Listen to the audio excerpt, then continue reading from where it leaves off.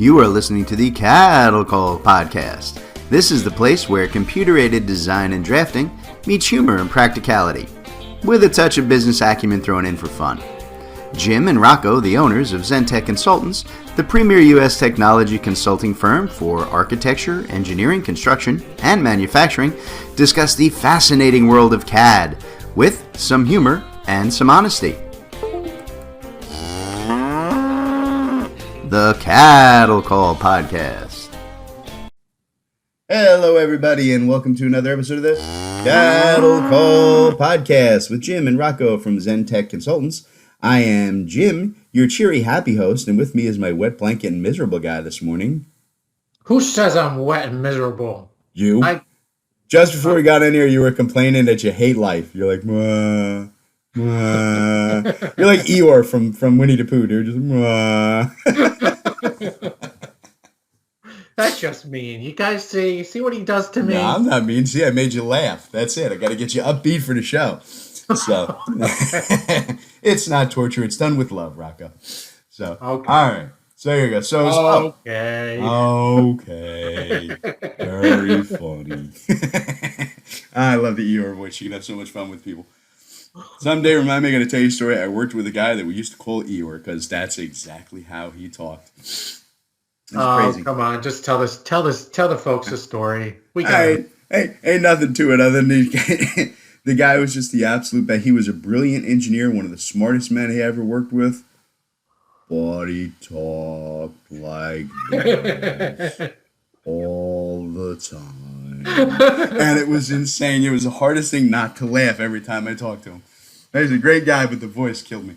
So, goodness. All right, so what are we talking about today? Oh, I know what we're talking about today. Today we are talking about the Great Resignation. And Rocco was worried because I know this has come up as kind of a subtopic in our last couple of podcasts. And that's kind of why I kicked it out today to kind of talk about it on its own, right? So I want to talk about the Great Resignation.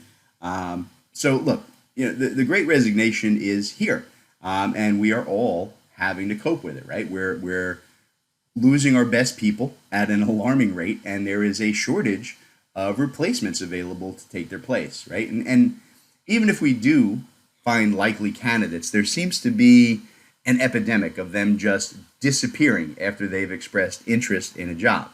Rocco and I have had that very problem here at Zentech, right? We're looking to hire right now, and we have had at least 3 likely candidates just ghost us, right? Either just skipping interviews or just, not getting back to us after we make them a job offer. Look, so, we're going to talk today about the reasons we see behind the Great Resignation. But let me just say this real quick to anybody who is listening right now who is actively looking to make a move. Don't be an inconsiderate ass. All right, look, if my job isn't for you, that's fine. I'm not going to be upset. Just give me a, thanks, but no thanks. All right, you give me that response and we're going to part as friends. Listen, folks, the business world, right, particularly the design build world, is really, really small. Don't think that these employers who you're treating poorly right now are in your rearview mirror and going to be forgotten. You are going to see them again down the road, and they're going to remember you. Right? Don't burn bridges when a simple phone call or an email makes it all good. Right? That's it. Okay. Enough of my grandfatherly wisdom, right? Wow. Well, hey, listen, it bugged me. I hate when people do that. I know. Yeah, I know. You were annoyed too. We both bitched about it, but I just vented, so I'm good now. So you feel better? I feel much better. Thank you. Oh, good. Good job, Eeyore. All right, look, yeah, we're like I said, we're really here to talk about the why of this Great Resignation, right? And how those of us in the design build world can kind of start dealing with it in the most effective manner. So, Rocco, let's start on the why here, right? What's your personal opinion on why there's this big mass migration and disappearance of workers? I think there's a lot of reasons behind it. I mean, it's people could point to politics, but come on, people, let's get beyond the politics. I mean, I think it's a lot of reasons. I think for one, there's a lot of people that are older that are just calling it quits because they're close to retirement, and hey, I could simplify my life here and I could make do with what I have. why stick it out and put myself at risk of getting sick and deal with the stress and so I'm 60 years old. I'm 65 years old. It's You're time to call it 65 quits. years old? I'm Dude, giving you an example. I thought you were in your 70s. I didn't know you were that young. So I think that's part of it, and I think there's I think the whole structure of work is changing. I think there's a lot of jobs that can be thankful to the technology, right? I think there's a lot of jobs that can be done remotely. I mean, you could work for a company that's in California and live in New Jersey, Yeah. so there's a lot of factors behind it. I don't think it just isolates to one. Yeah, I think you're absolutely right. And I kind of want to try and hit on most of those today. I think those are really good points.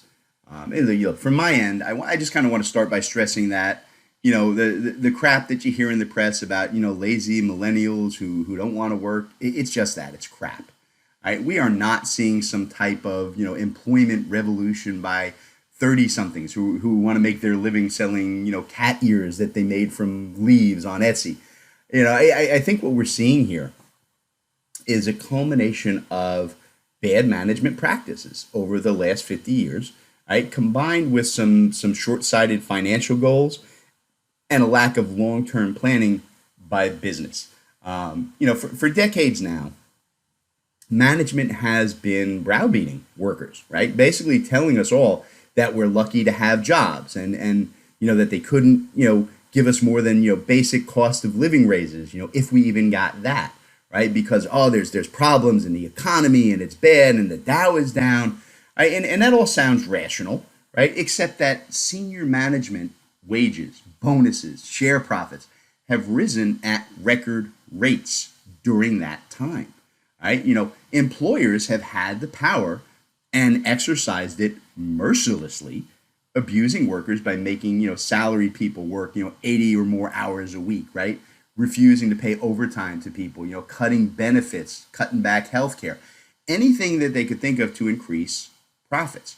Right? The truth is, corporate America took advantage of its workers with impunity, and they thought that would last forever. There was a set of processes, I guess, and expectations for your work life that we all just had to accept if we wanted to eat and we wanted to have a roof over our heads. Well, all of that shifted with the advent of COVID. Right? All of a sudden, that decades old work process got blown up. Right? People had to work from home and they had to learn to survive on reduced income and working fewer hours. And they had to do things like cooking meals at home and clipping coupons. And I think the big surprise, right, though it really shouldn't have been one, but it was a big surprise, was that most people realized that not having to spend 10 to 20 hours every week commuting to an office, right, and paying for gas and paying for tolls and paying for daycare, that overall it reduced their cost of living. Right? And I think everybody kind of discovered the big lie, right, which is that we didn't need to have two full-time incomes to survive, right, and that the quote-unquote necessary sacrifices that we had to make for the sake of our corporate families, they're just fantasies. Right? We discovered or rediscovered really that a home life and a personal relationship were far more important than having the latest model car or a faster iPhone. Right? If you couple that realization, right, with what Rocco was saying before, the newfound technology, right, the ability to work remotely, that gave workers the ability to pick and choose the jobs that they want, no matter where in the world they are. Right? Almost every job in this modern technology-driven world can be done remotely, at least part of the time. All jobs. Right? A lot of us can work full-time remotely exclusively. And I think that shifted the power to the hands of the workers instead of the employers. So, Rocco, how have our clients been handling these issues, right? Are they changing their work processes to adapt to these worker demands, or do you find folks who are still trying to kind of force fit older work ideas? Yeah, I think it's a mixture. I mean, you know, I think some people are being forced into it, right, because of everything that's going on, and because the employees are kind of pulling the employers in the more, let's say, remote kind of structure or hybrid structure. And I think there's a level of folks out there who are younger, let's say, and who know how technology work, who are truly realizing and pushing the other way. So it's kind of push and pull, if that makes sense, you know. Mm-hmm. But we're definitely seeing both situations, and large or small, right? And again, the technology allows you to be able to do that. And at first, it was like there was a lot, right? I guess, particularly in the early part of 2020, right?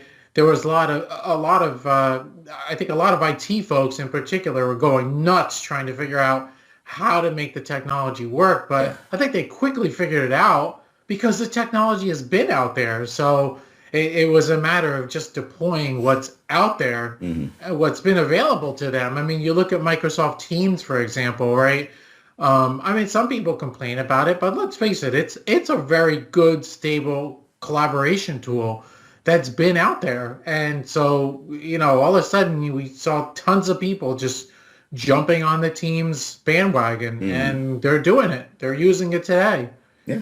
So No, absolutely. I agree 100%, right? You know, the tech was there and it was just about, you know, something that was going to cause management to allow it to be implemented. And it kind of got forced down their throats whether they wanted to or not. So, you know, I think the other item that we need to consider on this topic is that, you know, the short-term thinking of a lot of firms, right? And a lot of schools as well has really hurt the design build world in particular. And we've talked about this before, right? But, you know, because we spent so many years steering, you know, young people to colleges, and we've kind of allowed the perception that, you know, construction work is, you know, quote unquote labor only, right? And somehow it's to be looked down on. You're working with your hands and getting dirty. Because of that, we're facing both a skilled labor and a construction technology shortage, right? All of our best people in this industry, you know, they're ancient, like Rocco and I, right? You know, hey, I'm only 25. He's only 25 for the third time. So, no, you know, look, you know, Rocco was saying earlier, right? We're starting to lose our best and brightest out there, right? We're in the middle of one of the largest retirement processes in history, right? Which has been another big factor in this Great Resignation, right? Folks who are, you know, who they were planning to work for another 10 or more years at their high stress jobs realized, you know what? I don't have to. You know, they could, you know, retire early and they can supplement their income doing something that, you know, they halfway enjoy, even if it's halfway across the country, you know? So, you know, we're losing, like I said, those best and brightest with very few people behind them to take their place. And the ones that are there who have the capability and are younger, they're being really selective in the who and the how and the when of who they're willing to work with, right? You know, and the end shot of all this is that, you know, most of us are going to have to learn to do more with less staff, right? We're going to have to, you know, change that management expectations, you know, to avoid the, you know, just get it done mentality, right? And find ways to increase speed and efficiency without beating workers into the ground like so many firms have done over the past 50 years. And look, I know that sounds like a tall order, right? Well, you know, it is and it isn't. You know, it's doable. I mean, you know, I think, you know, this is an approach that Rocco and I took when we first founded Zentech, you know, long before we had pandemics and resignations to worry about. You know, we found ways here to work smarter, not harder, and try very hard to treat our employees as valued professionals whose personal life is respected, right? While they get, you know, way more work done than we'd have ever gotten from them in a traditional work environment. We are a distributed company, a digital company, right? And we make a point of almost never asking anybody to work overtime because there's no benefit to them or to us for that. You get burnout. So just my opinion there. All right. So I tell you what, stick around, folks. And in the second half of the show, I want to talk about the how of overcoming the problems of the Great Resignation. So stay tuned. We'll be back in just a minute with more of the CADDle Call podcast. All right, Rocco. So we are sponsoring ourselves yet again today. What is it we want to talk about? We're going to talk about me today, Jim. No, no one wants to talk about you. Not even you. Oh, fine. Let's talk about Zentek Tech Blocks. Awesome. I like Zentek Tech Blocks. Zentek Tech Blocks are prepaid support hours that let you call on Zentek's experienced technical staff to address all your support questions, problems, help you with workflows and standards, really anything you need on the technology side. We're here to provide the support you need so that your most talented people aren't being dragged into helping everybody else in your company instead of working on the billable jobs that you need them focused on. All right. So Zentek Tech Blocks are available in multiple sizes. We sell them in 5-hour, 10-hour, 20-hour, and 40-hour prepaid support blocks. And if you're interested and you need that sort of help, Rocco, how do they reach out to us? Yeah, hit up our website, zentekconsultants.net. Give us a ring, 866-824-4459, or even drop us an email, sales@zentekconsultants.net. All right. Zentek Tech Blocks, the vital support that your people need exactly at the moment that they need it. Hello, everybody. Welcome back to the CADDle Call podcast, where we're talking about the Great Resignation. And in this half, I want to talk about how our listeners can kind of address those changing concepts of what work is and how they can do more with less staff and asking your staff to work fewer hours. The first thing I want to talk about here is the idea of efficiency. For a really, really long time now, companies, in this industry have been able to kind of, throw money and throw bodies at a problem, rather than fix an inefficient process. And I don't think that's the case anymore. I think that every firm in the design build world needs to look at, everything they do with an eye towards efficiency. And I mean everything, from how many emails you send to where you store your files and how problems get addressed and resolved. Look, folks, on average, right, workers in our industry spend 15 hours every week just emailing back and forth. That's 2 full days of doing nothing but reading and replying to messages that are usually just pointless reiterations of information that we could easily centralize, right, and train people on how to access on their own, right? According to Forbes, workers spend over 20% of their work week just looking for the files they need to do their job. I add that to the email thing, and you've lost 3 full days of work from every one of your employees every week, right? Better file hosting systems, email reduction processes, right, and similar small items for efficiency can have a really dramatic impact, letting you do more with fewer people because they're not spending days looking for the things that should be right at their fingertips. Okay, so Rocco, we actually do a lot of efficiency consulting for things like Office 365 and SharePoint to kind of help people address these day-to-day issues. Where are clients expressing the most interest for us to help them in the general business arena? I think it's a big component is around just bringing around the technology, right? Bringing people from real outdated technology up to the current.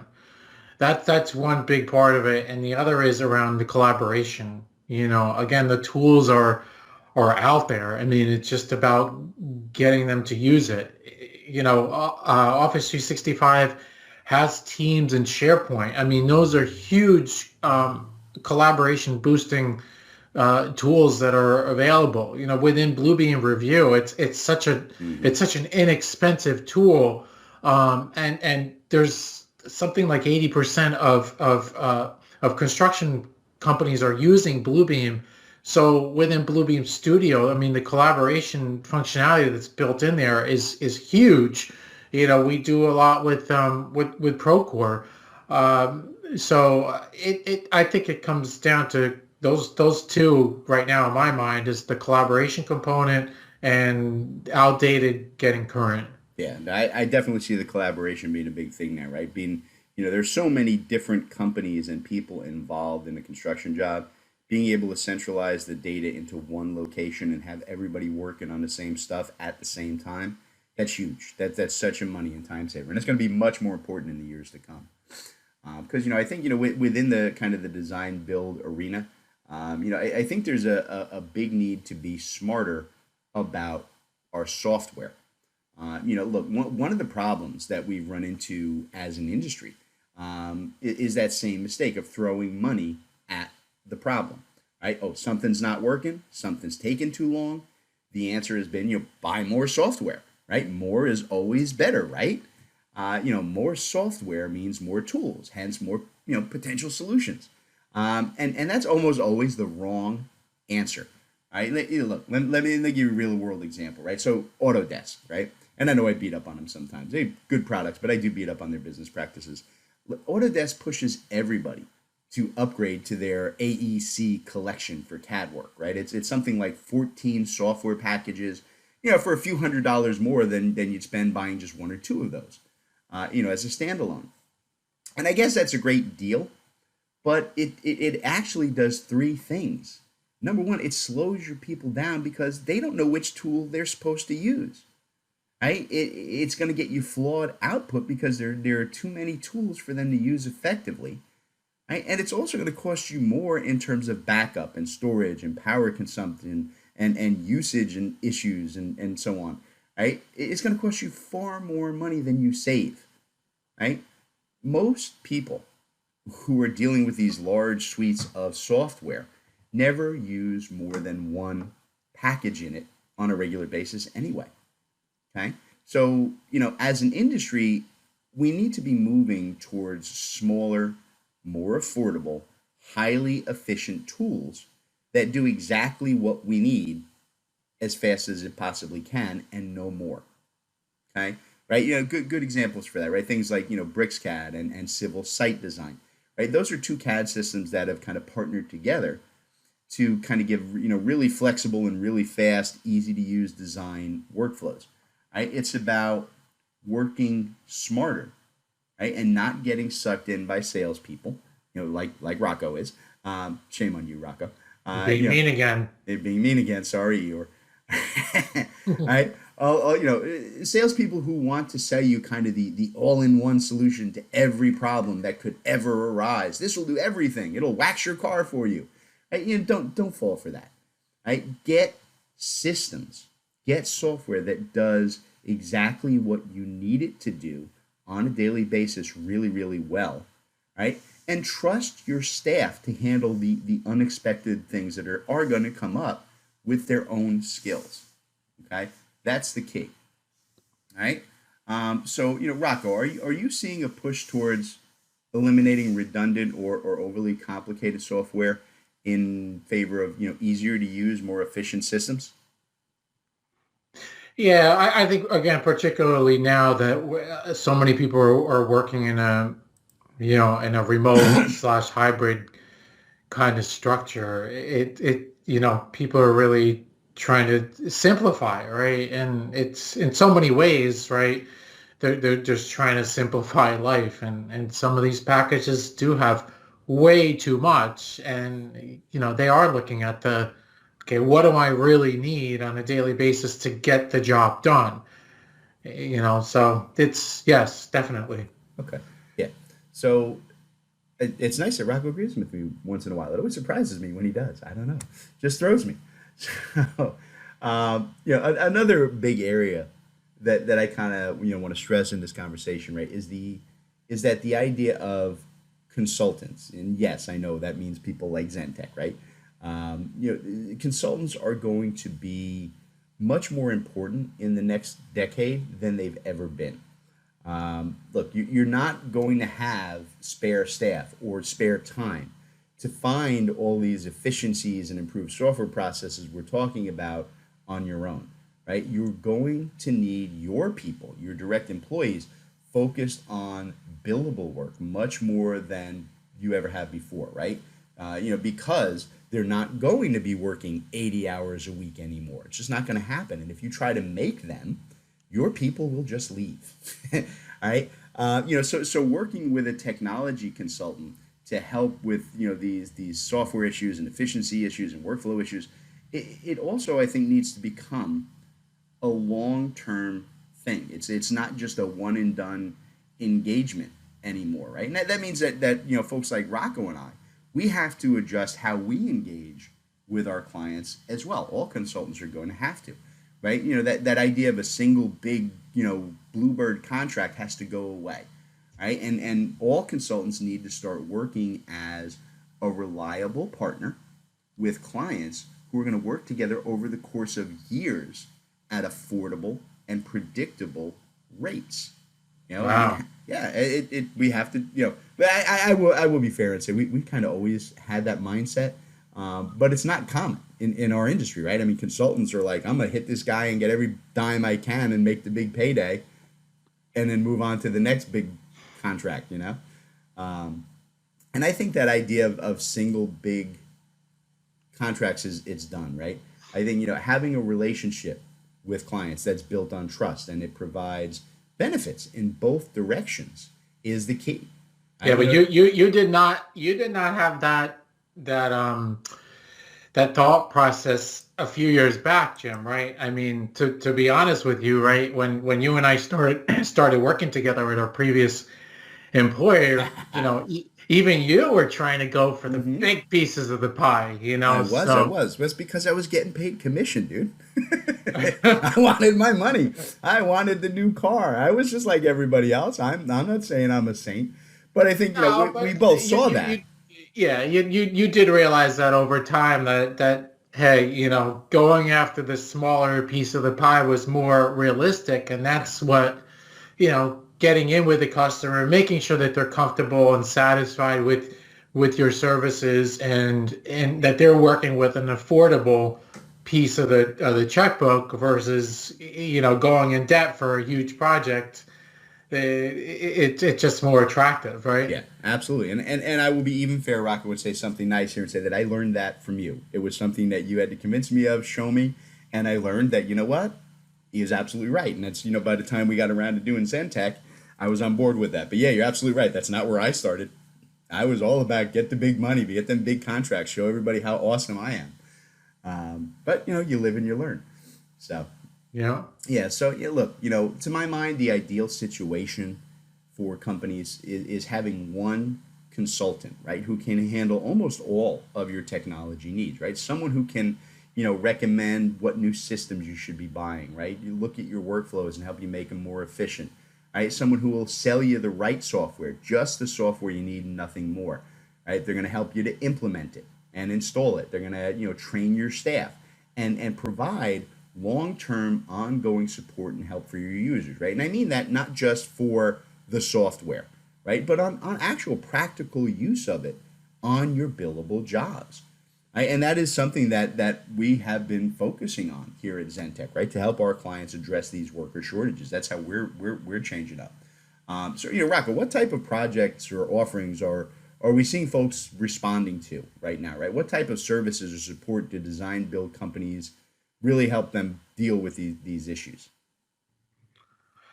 Oh gosh, I mean we're involved in so much. I mean whether we're taking a Civil 3D customer that's real behind on a real old release, trying to get current to the most current release and getting their people trained, or whether we're building a dashboard or a tool chest within Bluebeam Review, or helping with workflows around Procore, um, around custom training across the board, around CAD or Procore or Bluebeam, Hmm.